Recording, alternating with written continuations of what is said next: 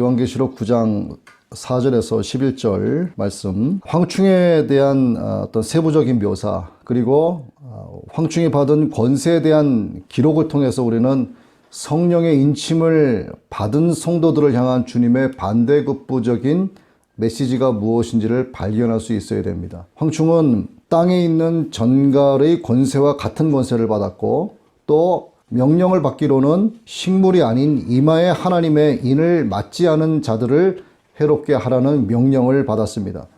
하나님의 인을 맞지 않은 사람들이란 사탄의 인을 받은 사람들이다 라고 해석할 수 있습니다. 계시록 13장 16절 말씀에 작은 자나 큰 자나 부자나 가난한 자나 자유인이나 종들이나 자기의 오른손이나 이마에 표를 받은 모든 사람들을 가리킵니다. 이 표가 바로 짐승의 편이 곧 666입니다. 그들은 황충들로부터 5달 동안 극심한 고통을 받게 됩니다. 그러나 그 고통으로 인해서 그들이 죽음에 이르지는 않습니다.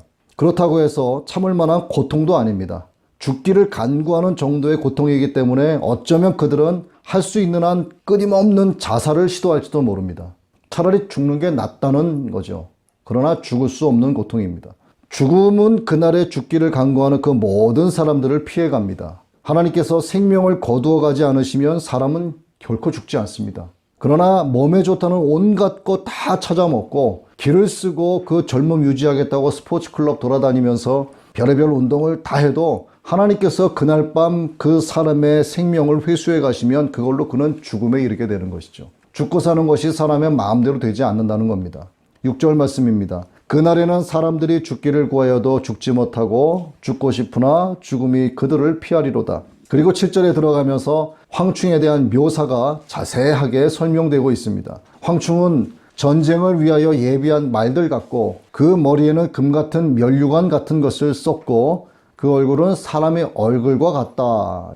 또 여자의 머리털 같은 머리털이 황충들에게 있고 또 이는 사자의 이빨과 같고 철흉갑과 같은 흉갑이 있고 날개들의 소리는 병거와 많은 말들이 전장으로 달려들어가는 소리와 같다고 하면서 거기에 전갈과 같은 꼬리와 쏘는 살까지 있다라고 합니다.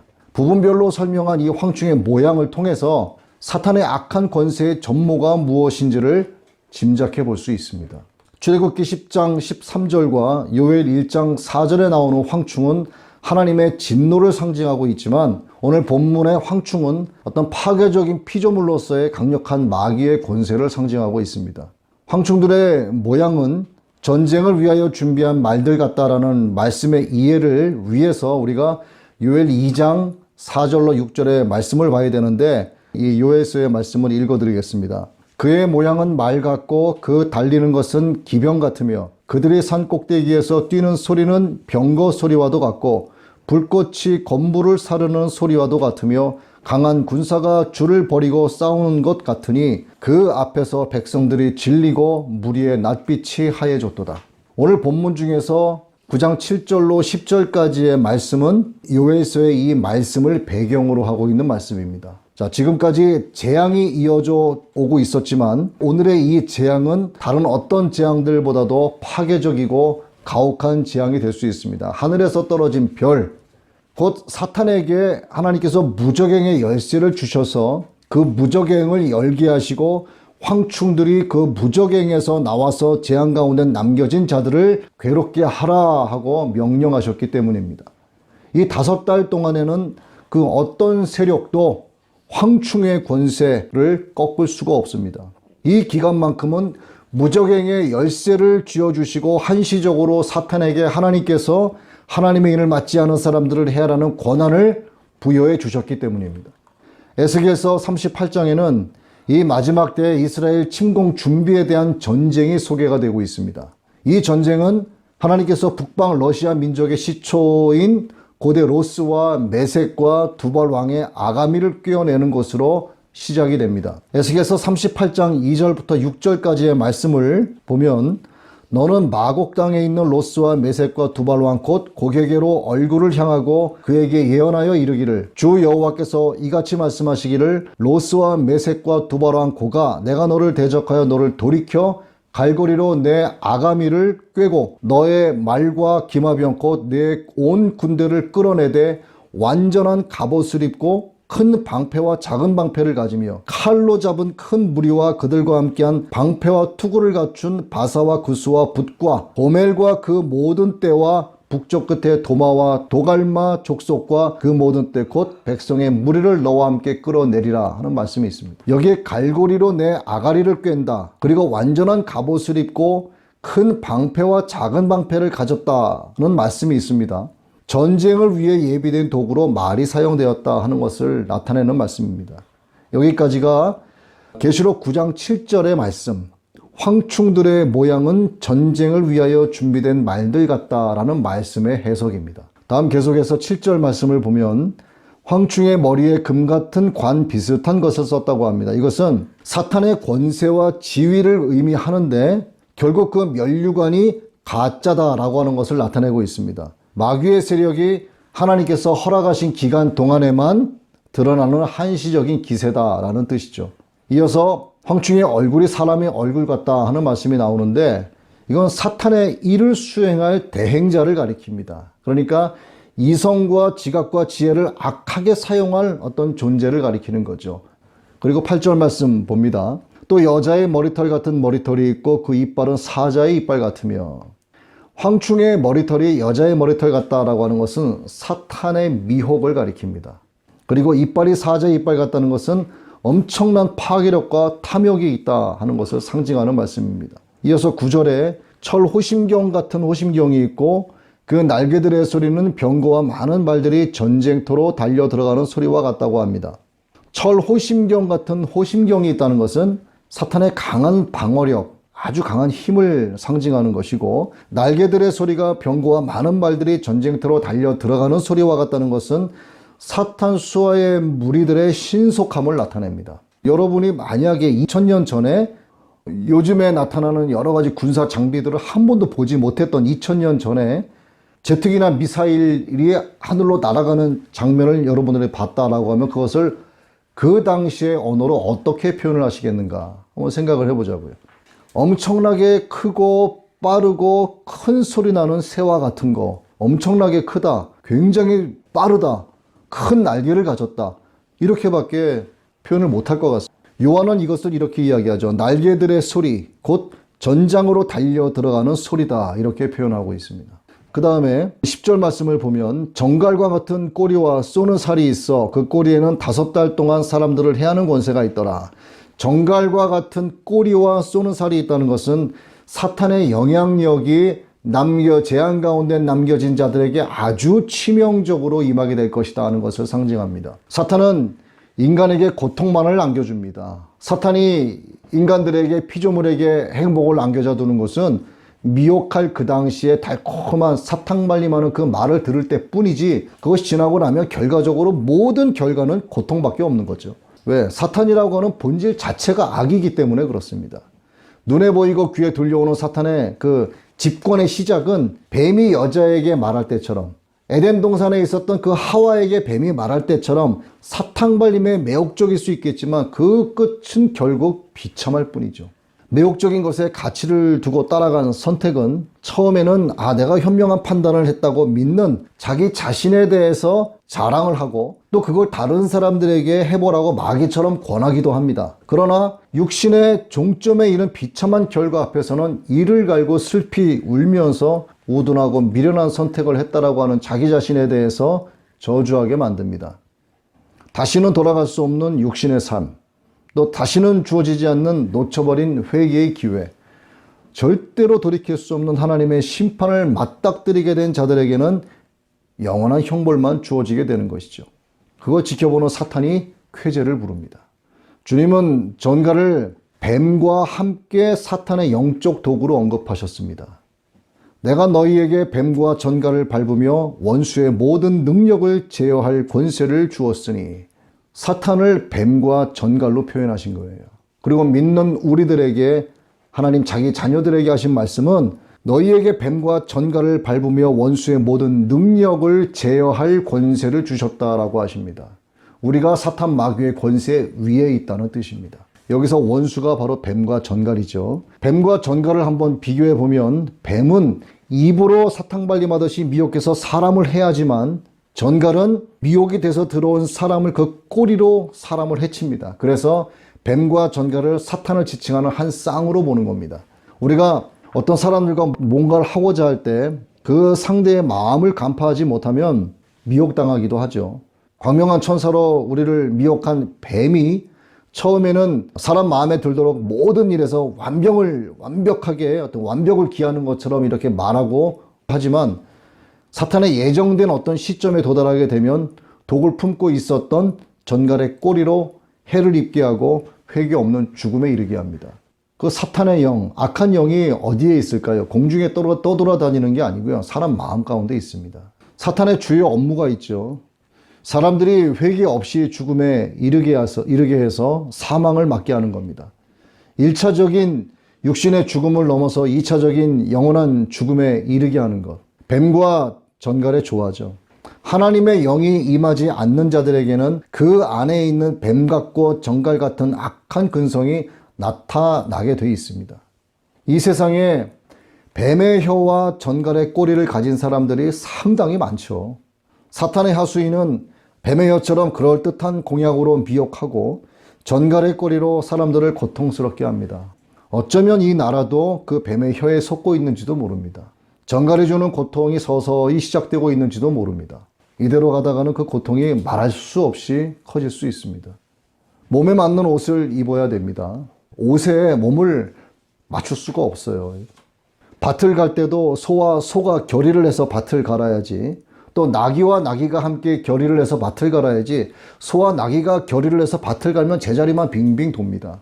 앞으로 곱게 나아가지 않습니다. 자꾸 불협화음이 생기고 망가지죠.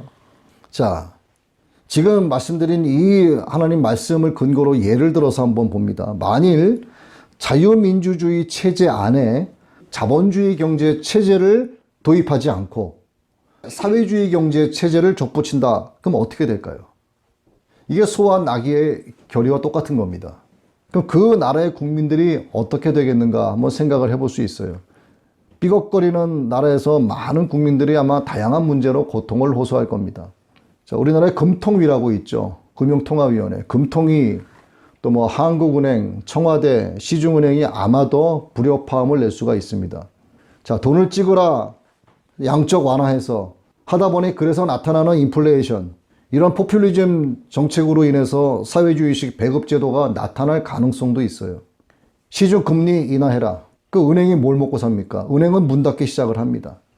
금통위는 자기 자리 보존하기 위해서 책임을 회피하죠. 청와대 사람들은 레임덕에 걸리게 되는 겁니다. 무책임하게 되는 거죠. 어떻게 됩니까? 그렇게 되면 은행이 문제가 되면 대기업은 도산할 수밖에 없어요. 연관되어 있는 중견기업과 중소기업도 문 닫을 수밖에 없습니다. 실업자들이 쏟아져 나오고 회사에 아직까지 소속이 되어 있어도 무급 휴가로 준 실업자 된 사람들이 많이 나올 겁니다. 지금도 발생되고 있지 않습니까? 물론 지금 이 코로나 문제라든가 여러 가지가 결부가 돼 있지만 앞으로 이러한 일이 발생이 되지 말라는 법이 없는 겁니다. 충분히 가늠해 볼 수 있는 내용들이죠. 그렇다고 이참에 나도 식당이나 해보자, 카페나 해보자 해서 퇴직금 받아들고 그런 가게 하나 차리는데 얼마 못 가서 문 닫는 사례가 많죠. 돈 다 날려먹습니다. 결국 살 길이 막막해지는 지경이 이 국가적 이슈로 떠오를 수 있어요. 아까 우리 대표기도 해주셨지만 베네수엘라 지경이 우리나라에도 이룰 수 있습니다. 자칫 잘못하면 그럴 수 있는 거예요. 이러한 것이 그냥 하나의 기후로 끝나기를 간절히 바랄 뿐입니다. 현재 이 나라의 일부 이러한 양상들이 있지만 더 이상 심각해지지 않기를 간절히 기도하고 있습니다. 올바른 것을 제재하고 그릇된 것을 진리로 꾸며서 내세우는 이러한 모든 행태는 뻔한 사탄의 전술입니다. 뻔한 사탄의 전술. 결국 그 화살의 끝이 어디인가, 이게 중요한 거예요. 과정보다 이 결과가 중요한데 결과는 결국 교회를 향하게 돼 있습니다. 왜? 진리는 세상에 딱 하나밖에 없어요. 이 세상에는 어떤 것도 진리가 존재하지 않습니다. 오직 이 세상에 오신 예수 그리스도 십자가 복음만이 진리예요. 진리가 예수 그리스도시고 예수 그리스도께서 교회의 머리이시기 때문에 사탄의 화살은 반드시 교회를 향하게 돼 있습니다. 진리를 깨려고 하는 사탄의 전술이 이 어둠의 세상에 가득해요. 그 전술이 대표적으로 뱀의 혀의 전갈의 꼬리입니다. 결국 모든 것은 영적 싸움이죠. 그래서 우리는 영적 전쟁터에서 살고 있는 것입니다. 영적 전쟁에 대한 정의와 이에 대한 성도의 바람직한 자세에 대해서 에베소서에 기록되어 있습니다. 에베소서 6장 11절로 13절 말씀. 마귀의 간계를 능히 대적하기 위하여 하나님의 전신 갑주를 입으라. 우리의 싸움은 혈과 육을 상대하는 것이 아니요 통치자들과 권세자들과 이 어둠의 세상 주관자들과 하늘에 있는 악의 영들을 상대함이라. 그러므로 하나님의 전신갑주를 취하라. 이는 악한 날에 너희가 능히 대적하고 모든 일을 행한 후에 서기 위함이라. 영적 싸움에서 승리해야 된다는 말씀이죠. 왜? 그 모든 싸움을 이기고 너희가 서야 하기 때문에, 이기는 자가 되어야 하기 때문에, 흰돌 위에 새겨진 새 이름을 너희가 받아야 되기 때문에, 영적 웨딩드레스를 깨끗하게 차려입은 주님의 신부로서 신랑 대신 주님과 함께 서야 하기 때문에 영적 싸움에서 이겨야 한다라고 하는 거예요. 이유 불문하고 이겨야 합니다. 여러분 영적 싸움에서 꼭 이기셔서 주님께서 인정해 주시는 자로 하나님의 심판대 앞에 서게 되기를 바랍니다. 하나님의 심판대 앞에 여러분이 섰는데, 반드시 서요. 섰는데 주님께서 네가 누구냐 하면 끝나는 겁니다. 내가 너를 안다라고 하셔야 되는 거예요. 그리스도인은 내 안에 계신 예수 그리스도로 말미암아 산다는 고백이 이루어져야 합니다. 그렇지 않으면 악한 영으로 말미암아 살아가게 돼요. 사탄이 가만 놔두질 않습니다. 내 안에 예수 그리스도가 없으면 자연히 그 안에는 악한 영이 들어올 수밖에 없어요. 모든 영적 전쟁이 끝난 후에 사탄은 결국은 무적행에 갇힙니다. 사탄의 수하에 있는 자들도 결국 자기들이 했던 모든 말과 행동의 올무에 걸려서 넘어지게 될 것입니다. 반드시 역사의 심판을 받게 돼요. 역사의 심판을 받지 않고 무사히 죽었다 치더라도 하나님 앞에서 심판받게 됩니다. 그에 따른 형벌을 반드시 받게 됩니다. 그래서 예수 믿어야 되는 거예요.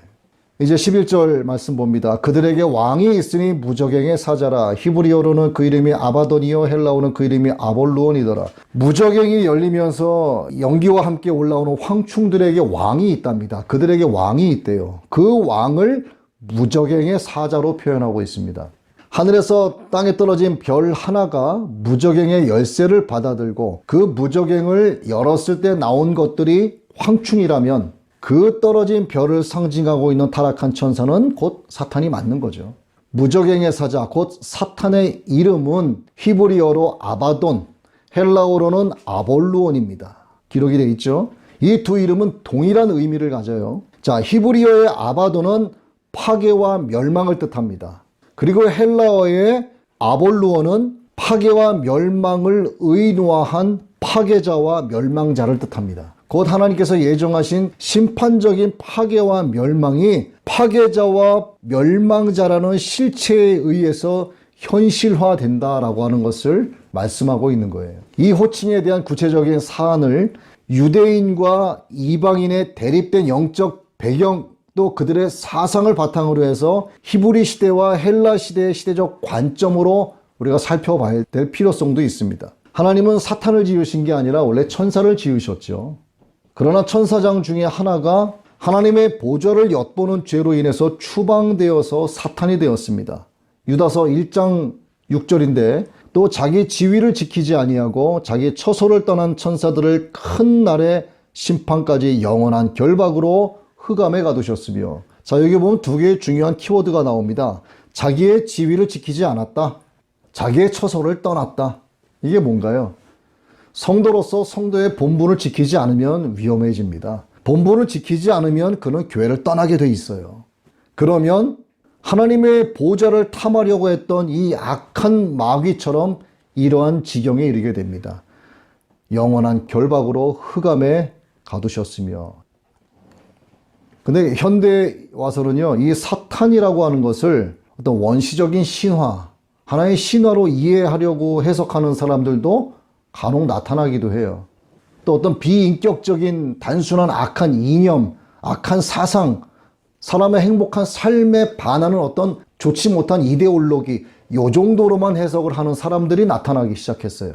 사탄을 부정하는 것은 창조주 하나님의 존재를 부정하는 것과 똑같은 내용입니다. 성경은 분명하게 그들 황충들에게 왕이 있다라고 기록을 했고 그것을 무적행의 사자라고 분명히 기록했습니다. 그리고 그 이름을 히브리어로는 아바돈, 헬라어로는 아볼론이라고 명백하게 기록이 되어 있습니다. 성경에 이렇게 분명하게 기록된 사탄의 권세 부리고 활동하는 것은 저 먼 나라 사람들에게만 해당되는 것이 아닙니다. 그리고 예수 믿지 않는 사람들에게만 해당되는 것이 아닙니다. 또 나를 제외한 다른 사람들에게만 해당되는 것이 아닙니다. 사탄은 내 마음속에도 탐욕과 정욕의 무적행을 심어 놓을 수 있고, 내 마음속에도 거짓과 폭력의 무적행을 심어 놓을 수 있고, 또 게으름과 핑계의 무적행을 심어 놓기 위해서 나를 호시탐탐 노리면서 기회를 엿보기도 합니다. 사탄의 대적자는 나를 제외한 다른 사람이 아닌 바로 나 자신일 수 있다는 거예요. 그러니 남이 깨기를 바라는 게 아니고 내가 영적으로 깨어 있어야 됩니다. 무의식 가운데 잠입해 들어와요, 사탄은. 깨어있지 않으면 뱀의 혀에 미혹당한 에덴 동산의 여자, 또 그 여자에게 미혹당한 아담처럼 하나님을 떠나게 되는 큰 죄를 범하게 될 수 있습니다. 피조물의 본분을 지키지 못하니까 에덴 동산을 떠나게 되는 형벌을 받게 되는 거죠. 성도가 영적으로 깨어 있어야 된다라고 하는 말씀에 지키지 않고 본분을 지키지 않으면 결국 교회를 떠나게 되는 겁니다. 그때부터는 사탄의 마수에 움켜잡힌 채 내 안에 있는 사탄으로 말미암아 살게 되는 겁니다. 이것은 선택이 아니라 반드시 그렇게 됩니다. 우리는 자기 죄로 인해서 고통당하고 고난당하는 사람들을 주변에서 심심치 않게 보게 되죠. 미혹하는 가문이설에 속아서 이용당하고 버려지는 경우도 많이 봅니다. 이를 회복하기에는 상당한 시간이 소요가 됩니다. 그러나 대부분은 회복하지 못하고 그냥 수렁에 빠진 채 포기하고 말아요. 여러분, 뱀의 혀에 미혹당하면 결국은 전갈의 꼬리에 쏘입니다. 이 뱀의 혀와 전갈의 꼬리는 사탄이 가진 전술의 한 세트예요. 사탄이 사람들에게 침범해서 벌이는 일들은 그 시작이 청사진과 같은 밝은 미래처럼 보입니다. 그렇지만 시작과는 다르게 그 끝은 전갈이 꼬리에서 뿜어지는 독살과 같은 결과를 가져올, 그게 세상의 허다한 거죠. 공중 권세를 잡고 있고 세상의 권세를 악하게 잡고 있는 사탄이 이 어둠의 세상의 주관자로 있기 때문에 그렇습니다. 물론 이 모든 것을 주관하시고 통치하시는 분은 하나님이시죠. 그러니 하나님의 아들 예수 그리스도를 믿어야만 영적 싸움에서 이길 수 있는 겁니다. 화합이 아닌 분열을 조장하고 평화가 아닌 전쟁, 감사가 아닌 불만, 믿음이 아닌 불신을 조장하고 사랑이 아닌 미움을 증폭시킵니다. 그럼에도 불구하고 사람들의 마음은 처음 접한 마귀의 그 달콤한 미혹을 끝내 잊지 못해서 그게 가시 불박길일 것을 뻔히 알면서도 화려해 보이는 그 모습에 취해서 결국 그 죽음의 입구를 향해서 제 발로 또 찾아 들어가요. 그 사탄의 미혹에 한번 물들면 벗어날 수가 없습니다. 자, 그래서 예수 믿는 사람들은 복음을 전하며 사탄의 실체를 낱낱이 드러내는 일에 부지런해야 됩니다. 그렇지 않으면 마귀 역사를 눈 감아주는 방관자가 되는 거예요. 방관자가 되지 않기 위해서 하나님 말씀을 가르치고 전하고 전도하는 자가 되기 위해서는 어떻게 해야 됩니까? 뭘 알아야지 하지요. 그래서 하나님 말씀을 읽어야 되고, 그래서 기도를 해야 됩니다. 그래서 성령으로 충만해야 되고, 그래서 하나님을 아는 지식으로 자꾸 자라가야 되는 거예요. 마귀를 대적하는 삶이 있고요. 마귀에 동화되어 가는 삶이 있습니다. 하나님을 의지하고 바라보는 삶이 있고, 하나님의 뜻에 반해서 마귀의 역사를 눈 감아주는 방관자의 삶이 있어요. 하나님을 불신하고 외면하는 삶이 있습니다. 어떻게 살고자 할 것인가에 대해서는 이미 하나님의 말씀이 이 특별 계시를 통해서 우리에게 다 가르쳐 주셨어요. 그리고 그 끝이 어떻게 될 것인가에까지도 이미 다 보여주셨습니다. 문제는 내가 무엇을 선택할 것인가? 하나님께서 우리에게 주신 자유의지로 내가 무엇을 선택할 것인가? 값없이 주신 하나님의 은혜로 말미암은 십자가 복음을 내가 수용하고 받아들일 것인가? 믿는 것에 대해서는 하나님께서 우리에게 무엇인가를 요구하신 게 없습니다. 그냥 값없이 거저주신 은혜예요. 그러나 그 값없이 거저주신 은혜로 말미암아 내게 믿음이 생겼다면 믿는 그 다음부터는 여러분들이 값을 치러야 됩니다. 그 값이 뭡니까? 주님처럼 살기 위해서 여러분들의 영적인 노력을 하셔야 되는 겁니다. 그리스도인의 본분을 잊어버리고 정체성을 잃게 되면 마귀와 동화되어가는 삶을 선택의 여지 없이 살아가게 됩니다. 두루 다니며 삼킬 자를 찾는 마귀의 악한 부지런함 앞에 영적으로 게으른 자가 되어서 무릎 꿇게 돼요. 여러분, 마귀가 얼마나 부지런해요.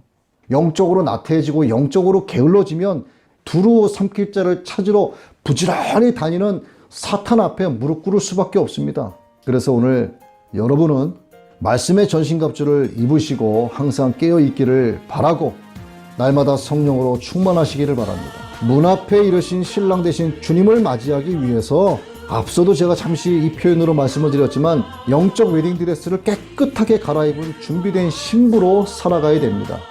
여러분 모두가 이렇게 살아가게 되시길 주의 이름으로 축원합니다.